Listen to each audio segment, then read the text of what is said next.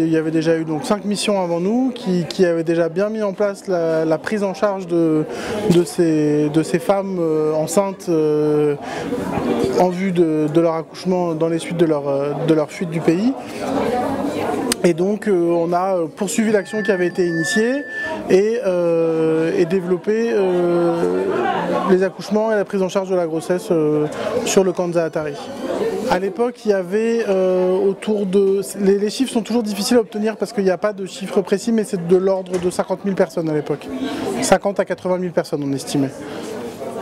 Comme beaucoup de gens avant de partir à Zaatari, j'avais des a priori sur les militaires, que beaucoup de gens ont. Ce qui est certain, c'est que sans l'armée française, notre mission n'est pas viable, pour des questions de sécurité, pour des questions de logistique, puisque on bénéficie de la logistique de l'armée française en termes de confort de vie. C'est voilà, de pouvoir prendre une douche tous les jours dans des sanitaires propres, c'est important d'avoir d'avoir quelqu'un qui peut laver le linge, etc.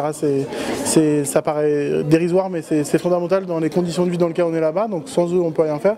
Aussi des raisons sécuritaires apparemment. Et des raisons sécuritaires qui sont plus de principe que dans la réalité, parce qu'on ne se sent pas vraiment menacé, mais probablement que le fait d'être protégé par l'armée a un sens, voilà, et surtout ça nous permet de rester le jour et la nuit, ce qui n'est pas anodin.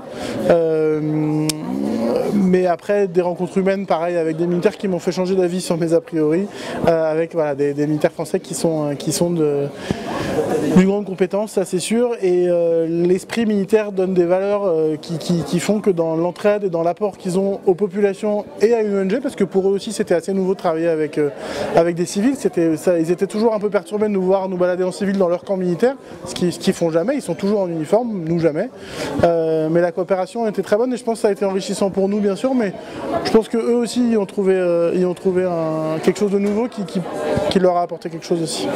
Et les interprètes, alors c'est le fil conducteur de notre mission, c'est-à-dire que c'est elles qui nous permettent d'exercer notre métier, parce que la médecine sans communiquer avec les gens c'est impossible, c'est-à-dire que si on ne peut pas connaître la plainte des gens, on ne peut pas les soigner,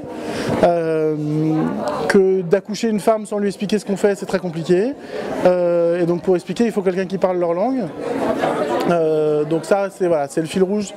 Elles ont l'avantage de pouvoir expliquer aux patientes et elles ont surtout l'avantage d'avoir déjà vécu une dizaine de missions avant pour celles qui sont maintenant et de dire bah attends, tu cherches tel médicament, il me semble qu'on avait été le chercher à tel endroit et là tu le trouveras, voilà. Et donc elles sont aussi pour tous les petits tuyaux, elles sont là. Est-ce que c'est plus fort de mettre un enfant au monde dans ces conditions-là qu'ici avec un confort ou des structures différentes ou pas?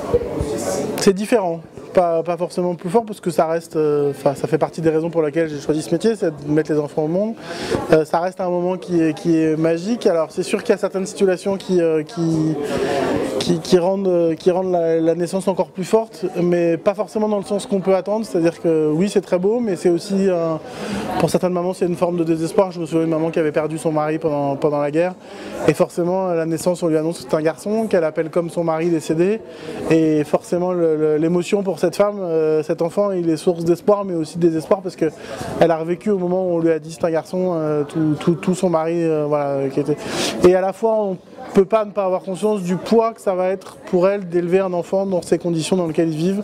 Avoir un enfant à Zaatari, c'est quand même pas anodin, voilà, pour des questions d'hygiène, voilà, donc c'est différent, c'est beau, mais c'est beau aussi en France. Je peux pas dire qu'il y en a un qui est plus beau que l'autre.